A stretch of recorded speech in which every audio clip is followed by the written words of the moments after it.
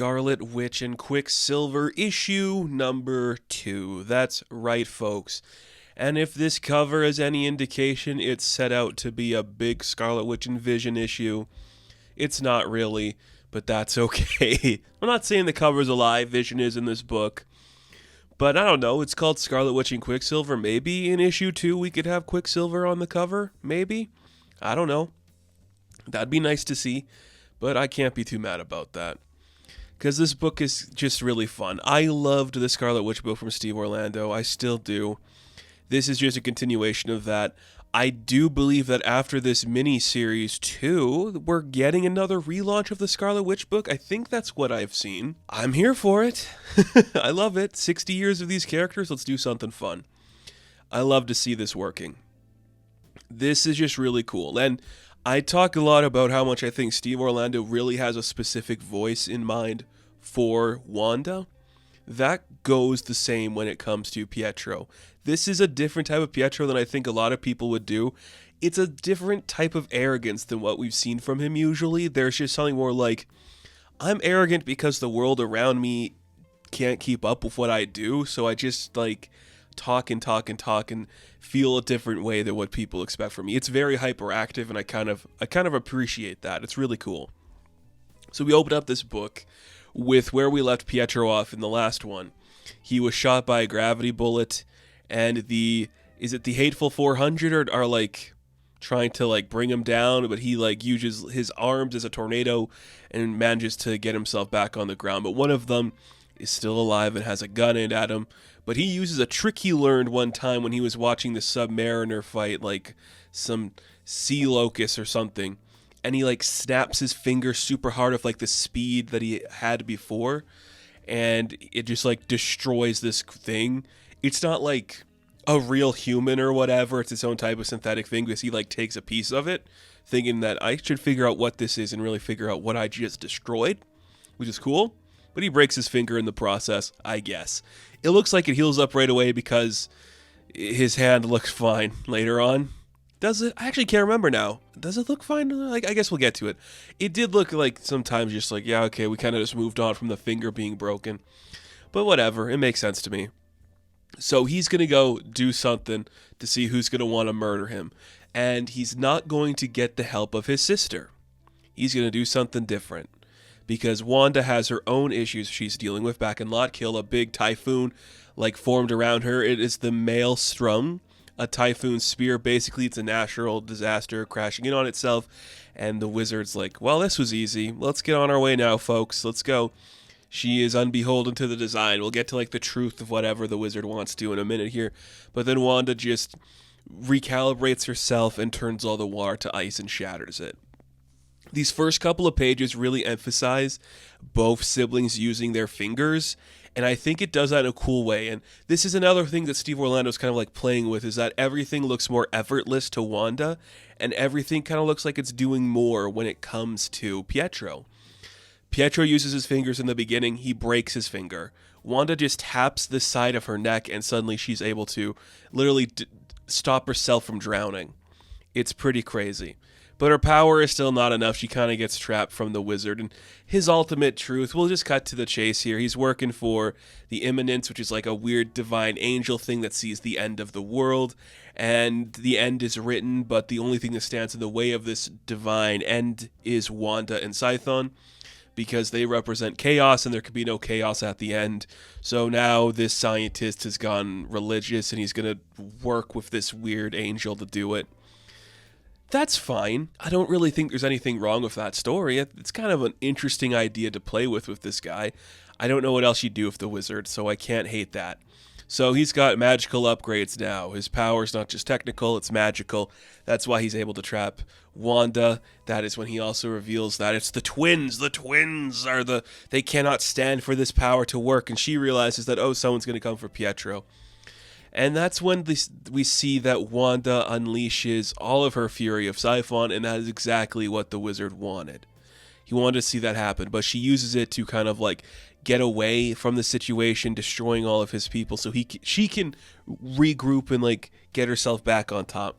That's when the citizens of Lotkil, led by Darcy, show up to just kind of try to beat the crap out of the wizard, but they They don't get anywhere. He knocks him down and he retreats. We then cut back to Pietro, who's still running. He's trying to just like figure out what to do. He leaves a note on the doorstep of his nephew. We got to get Speed in here too. He's like, ah, cool. That's fun. So he's going to be doing something. We then spend a lot of time with the wizard, actually, which is very interesting. Is he turning 60 as well? It wouldn't surprise me. He's like a classic comic book villain.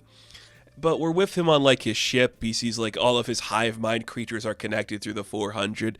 It doesn't matter. He's got to go talk to his like new friend that's the Imminence, and he's just like, ah, yes, everything's going true. And the Imminence just like reiterates like all the crap that I just kind of said to you, that the twins have to be put down for chaos no longer to reign. And he is like the catalyst and accelerant that's going to put Wanda in like a specific position, because they have like, I guess, the biggest tension, that them being together is just going to cause her to lose control in a way, which is kind of fun, I suppose. That's an interesting idea. I'm not against that at all. I like it here that the divine creation comes to the wizard in like the form of science. That's really interesting. It's kind of a fun thing to explore. We then cut to see the Vision, and he's at his home, and yay, it's fun. And then Wanda just like crashes on his like lawn, like, hey, I don't know where else to go. I'm not doing good. And they're not living on the impossible city? Question mark? Because they're in the Avengers book? I don't know. It doesn't matter. Vision's in like a house doing a thing. Who cares? He's technically in the book for 3 panels, so nobody complain. That's when we go to northern Minnesota, where Pietro crashes into like one of the old labs of his once-in-law, which was like Maximus the Mad.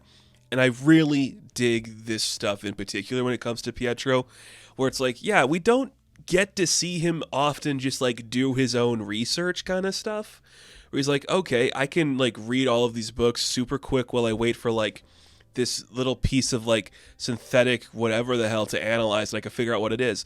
And what I really like is that all of these sentence bubbles just like kind of end for him before he actually finishes a thought, because he's just moving so fast. So he's like, well, I finished this book, I'm gonna like start talking about like what I think different words mean in terms of like what this could be for the people using them. And then when the thing goes off, he's like, oh, that's what it is. I'm like, oh crap. And then it blows up and he's like, oh, it's a failsafe. That kind of is crazy. I wonder if it could have been like another thing that's more than just a failsafe as well. Maybe it was like a tracker, and then the, you know, hateful 400 show up to get to him.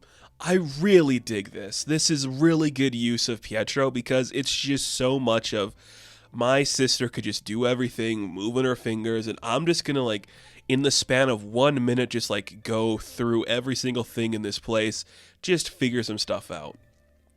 It's really interesting. It's such a cool idea for him.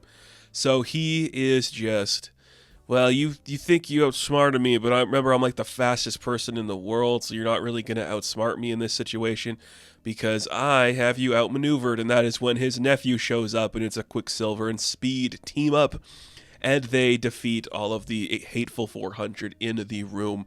And that's pretty cool. So he kind of knows who's trying to kill him. It might be connected to some stuff. I don't really know. I guess we'll see what happens. But that is where the book ends. And there's one theory I do have that I kind of want to just throw out there.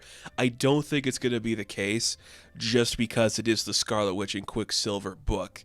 When we hear the Imminence say the twins must be stopped, they could be referring to Tommy and Billy. I don't think that's going to be the case, just because we haven't really had Billy in this book yet. He was in the Scarlet Witch book for a minute, but he hasn't shown up here, and we haven't really like teased him. So I don't think it's going to be Wanda's kids. I do think it's going to stick to Wanda and Pietro, but if the twist did come to be that it's supposed to be the other two twins, the younger ones, not surprised. This was really fun. It just followed in the footsteps of the previous issues of this book, the previous story that we set up. Really good use of these characters and like their different dynamics, where they are fighting with each other, so they're not going to spend time together, which is just going to set them up for like a big team up at the end of the series, where they come back together to help each other out, which I'm all for. I'm for that. That sounds like a great idea. I say we do that. I'm all for it. This book's continuing to impress me. I just dig it so much. I love this. I never thought in a million years a Scarlet Witch book would be one of the most anticipated for me at Marvel, but that is what a good writer and good creative team can do, because the artwork and the coloring in this book are so good as well. Lorenzo Tamata and Frank William, just a great team. This book is just incredible. So Scarlet Witch and Quicksilver issue number 2, I am going to give a 9 out of 10. Now, thank you all for watching this review. Be sure to like and subscribe to the channel. As always, you can check me out on Instagram, TikTok, and Twitter. And of course, I will catch you in the next one. Have fun, stay safe, good luck.